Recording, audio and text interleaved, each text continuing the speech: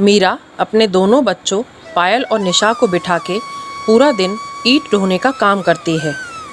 गर्मी की वजह से मीरा का गला सूख रहा था, पर अपने बच्चों के लिए वो पूरा दिन काम करती है। ऐसे ही शाम हो जाती है और ठेकेदार उसको कुछ रुपए देता है। मीरा ने उन पैसों में से कुछ पैसों से एक दुकान से खाना खरीदकर अपने बच्चों को खाना खिला देती है। शांति के पास रात गुजारने का ठिकाना नहीं था, इसलिए वो बचे हुए पैसों से बस पकड़कर अपने भाई के घर चली जाती है। मीरा अपने भाई के पास पहुंचती है और अपने भाई को सारी बात बताती है। मीरा का भाई बहुत पैसे वाला था और अपनी पत्नी और बेटी के साथ वहां रहता था। तभी उसकी भाभी उसके भाई को कमरे में ले जाती है और कहती है, सुनिए जी, ये मीरा यहाँ नहीं रह सकती।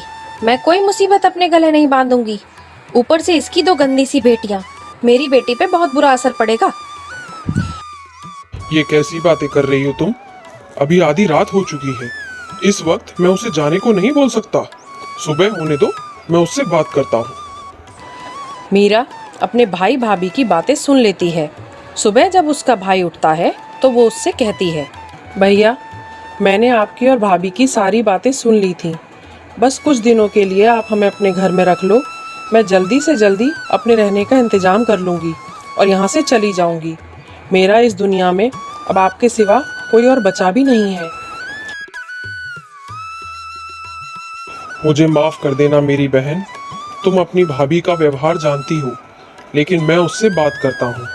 तब तक तुम यहाँ आराम से रहो। मैं उसे समझाने की कोशिश करता हूँ। सुनो, कुछ दिनों के लिए मीरा यहीं रहेगी और जैसे ही इंतजाम होगा वो चली जाएगी। उसकी पत्नी कुछ दिनों की बात सुन के मान जाती है। मीरा भी बहुत मजबूर थी और अपनी दोनों छोटी बच्चियों को देखकर रोने लगती है और अपनी किस्मत को कोसती है।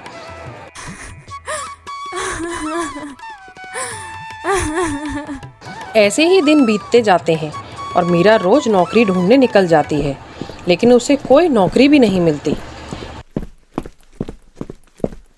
मीरा के जाने के बाद उसकी भाभी उसकी दोनों बेटियों को बहुत परेशान करती थी, बिना बात के पीट दिया करती थी। एक दिन मीरा काम की तलाश में बाहर जाती है तो पीछे से उसकी भाभी दोनों बेटियों को मारकर घर से बाहर कर देती है। दोनों बच्चियां उस जगह के बारे में ज़्यादा नहीं जानती थीं और इधर उधर भटकने लगती हैं और भटकते भटकते वो रुक जाती हैं तो रास्ते में एक पेड़ के नीचे बैठ जाती हैं।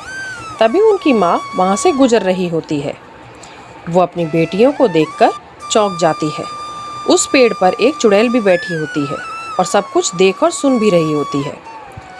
तुम दोनों यहाँ कैसी आई? माँ, मामी ने हमें बहुत मारा और घर से बाहर निकाल दिया। ये सब सुन के मीरा को भी अपने भाई के घर जाने की हिम्मत नहीं होती। वो सारे वहीं बैठ जाते हैं और धीरे धीरे शाम हो जाती है। ये सब कुछ चुड़ैल देख रही होती है। तभी उसकी बेटी कहती है, माँ, हम यहाँ कब तक बैठेंगे? बेटा, हमारे पास रहने की कोई जगह नहीं है तो कहाँ जाएंगे? पता है माँ, कल मैं टीवी देख रही थी और टीवी में हमारी तरह ही एक कहानी चल रही थी। तभी उन बच्चों के पास एक परी आई और उसकी मदद की। ये बातें वो चुड़ैल सुन रही थी और उस बच्ची की बात सुन के उसके सामने परी का रूप रख के आती है और बोलती है, मीरा, तुम्हारा जीवन बहुत कष्टों से गुजर रहा है, लेकिन अब तुम्हारे सारे कष्ट दूर हो जाएंगे। मैं दोनों को एक जादुई सैंडल दे रही हूँ। उन्हें पहनकर तुम जो उससे बोलोगे वही होगा। बस तुम पैसे नहीं मांग सकते। और वो चुड़ैल उन्हें सैंडल देके चली जाती है। अब वो तीनों ये सोचते हैं कि ऐसा क्या मांगे कि हमारे कष्ट दूर हो जाएं।